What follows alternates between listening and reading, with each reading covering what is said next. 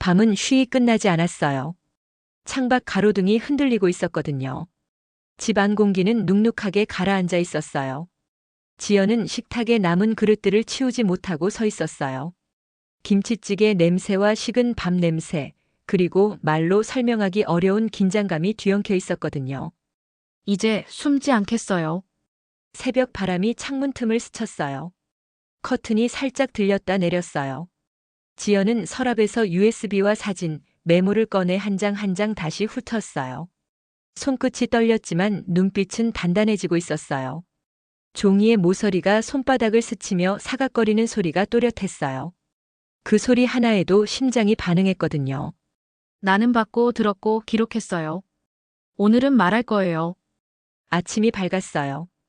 해가 창틀 위에 올라앉으니 어젯밤 장면들이 더 선명해 보였어요. 민수는 방문 앞에서 오래 머뭇거렸어요. 문이 반쯤 열린 틈으로 그의 숨소리가 얕고 불안하게 흔들리고 있었거든요. 민수는 머리를 감싸주며 말했어요.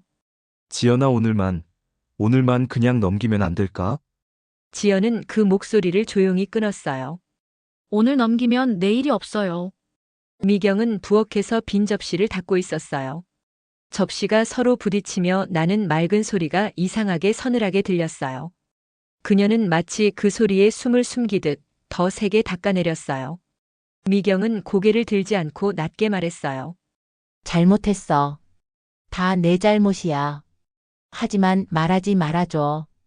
지연은 잠시 미경의 등을 바라봤어요. 얇은 어깨선이 흔들리고 있었거든요. 말하지 않으면 나는 사라져요.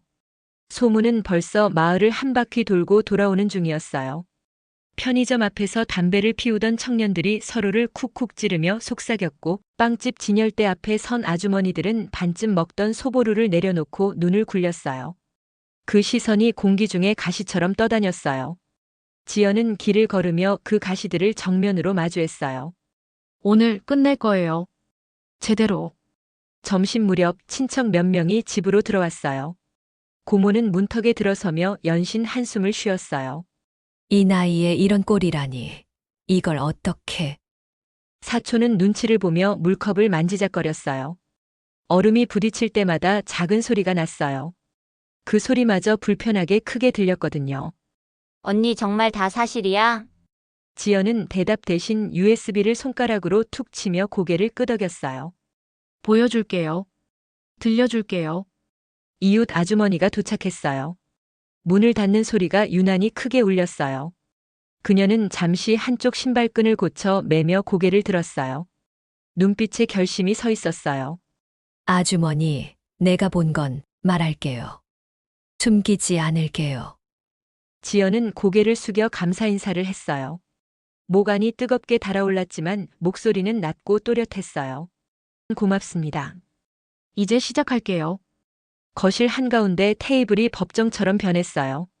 사진이 펼쳐졌고 녹음 파일 목록이 스크린에 떠 있었어요. 빛이 화면에 부딪혀 방 안에 푸른 기운을 번졌어요. 모두의 얼굴이 그 푸른 빛에 젖어 있었거든요. 지연은 리모컨을 쥐고 첫 파일을 눌렀어요. 곧이어 카페의 소란스러운 배경음, 가벼운 웃음, 손등이 스칠 때 나는 작은 마찰음이 이어졌어요. 소리만으로도 그림이 보였어요. 아주머니는 고개를 끄덕이며 또렷하게 말했어요. 아주머니 구석 자리였어요. 둘이 마주 앉아 있었고요. 손을 잡았어요. 무릎도 붙어 있었어요. 가족끼리는 그렇게 앉지 않아요. 한마디 한마디가 돌멩이처럼 떨어졌어요. 테이블이 그 무게를 버티느라 삐걱거리는 것 같았어요. 민수는 두 손으로 관자놀이를 누르며 낮게 웅얼거렸어요. 실수였어. 한 번의 실수였어. 이렇게까지. 그의 말끝이 흐려지는 동안 지연의 눈동자는 더 또렷해졌어요. 실수는 흔적이 없어요. 반복은 흔적을 남기거든요. 우리는 흔적 위에 앉아 있네요. 미경은 컵을 쥔 손을 놓쳤어요. 유리컵이 카펫 위로 굴러가며 낮고 긴 소리를 냈어요. 그녀는 허리를 구부려 컵을 줍다가 그대로 멈췄어요. 어깨가 작게 떨렸거든요. 내가 엄마였던 적이 있었을까요? 지연은 천천히 고개를 저었어요. 그럼요. 있었어요. 그래서 더 아프죠. 두 번째 파일이 시작됐어요. 빛바랜 골목, 차 안을 스치는 옷자락, 창문에 번진 숨. 그리고 플래시가 켜지는 순간 들숨이 멎는 소리. 지연은 그대로 선 채로 그때의 목소리를 다시 꺼냈어요. 이제 부정할 거예요? 민수는 숨을 길게 들이쉬고 더듬거리며 답했어요. 지연아, 제발 모두 망가지잖아. 지연은 조용히 고개를 끄덕였어요. 이미 망가졌어요. 나는 나의 부서진 조각을 주워 담고 싶을 뿐이에요. 고모가 손수건을 꺼내 눈가를 눌렀어요. 그만들 하자. 피는 물보다 진한 법이야. 조용히 묻고 사는 게. 지연은 고모의 손수건에 스친 손을 살짝 밀어냈어요.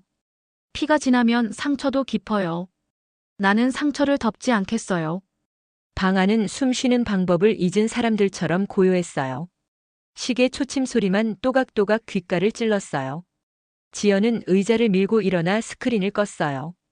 방 안이 갑자기 어두워졌어요. 그 어둠 속에서 사람들의 눈만이 반짝였거든요. 여기까지예요. 이제 각자 대답하세요. 나에게, 그리고 서로에게. 민수는 무릎을 잡고 일어섰어요. 몸이 무너져 내릴 듯 비틀거렸어요. 미안하다. 미안해. 나는 내 옆에서 살아 있었는데도 너를 보지 않았어. 매일같이 같이 밥을 먹었는데도 내 숟가락이 얼마나 가벼워졌는지 몰랐어. 그의 목소리가 갈라졌어요. 말끝마다 오래된 먼지가 날리는 것처럼 텁텁했거든요. 지연은 그 말을 듣고 잠시 눈을 감았어요. 눈꺼풀 안쪽에 여전히 균열이 보였어요. 이해받고 싶은 마음 알겠어요. 하지만 용서는 오늘 비처럼 갚아지지 않아요. 미경은 벽을 더듬으며 의자에 앉았어요. 손등에 핏줄이 도드라졌어요. 나는 엄마였어요. 그런데 동시에 여자였어요. 그 경계에서 길을 잃었어요. 잘못이었어요. 변명하지 않겠어요. 그녀의 입술이 떨렸지만 눈빛은 도망치지 않았어요. 지연은 느리게 고개를 끄덕였어요. 나도 딸이었고 아내였고 오늘은 증인이었어요. 우리 셋은 모두 서로의 이름을 잃었어요. 창밖에서 바람이 세게 불어왔어요. 대문 초인종이 잠깐 울렸다가 멈췄어요. 이웃들이 떠난 뒤 방 안에는 가족 셋만 남았어요.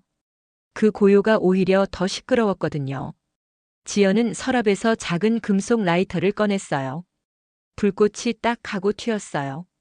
민수는 놀라서 한 발 다가섰어요. 뭐 하려는 거야? 지연은 평온한 얼굴로 답했어요. 끝낼 거예요. 나를 붙들고 있던 것들을. 사진 한 귀퉁이가 불에 닿자 금세 갈색으로 말려 올라갔어요. 웃고 있는 세 사람의 모습이 검게 일그러졌어요. 지연은 USB를 손에 얹었다가 다시 내려놓았어요. 기록은 남길게요. 불은 기억까지 태우진 못하거든요. 하지만 더 이상 이 증거들이 내 하루를 먹지 못하게 할 거예요. 미경이 조심스럽게 물었어요. 이제 우리 어떻게 되는 거니? 지연은 창문을 열었어요. 바람이 연기를 밖으로 밀어냈어요.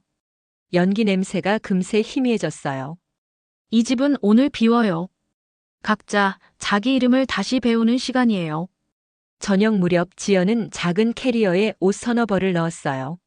화장대 서랍에서 오래된 머리핀 하나를 꺼내 손바닥에 올려봤어요. 그 핀을 꽂았던 날의 웃음이 잠깐 스쳤지만 오래 머물지 않았어요.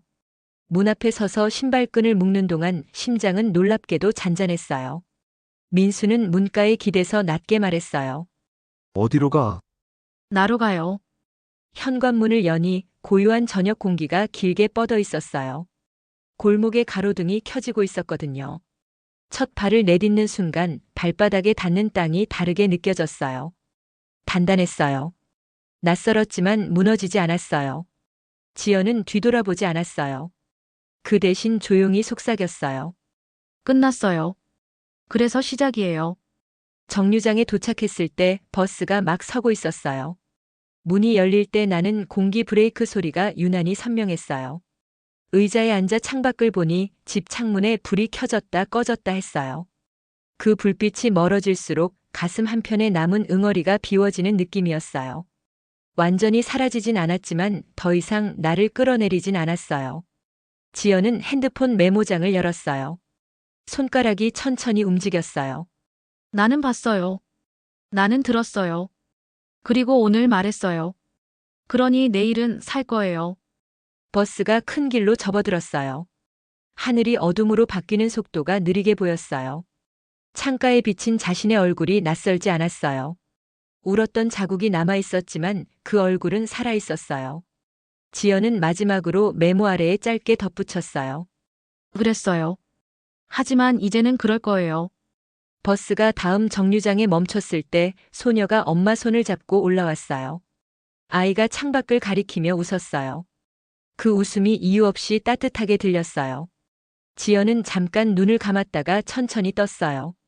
어제의 균열이 아직 남아 있었지만 오늘의 숨이 그 사이를 메우고 있었거든요. 괜찮아요. 괜찮아질 거예요. 밤이 내려앉았어요. 도시의 불빛이 강물처럼 흘러갔어요.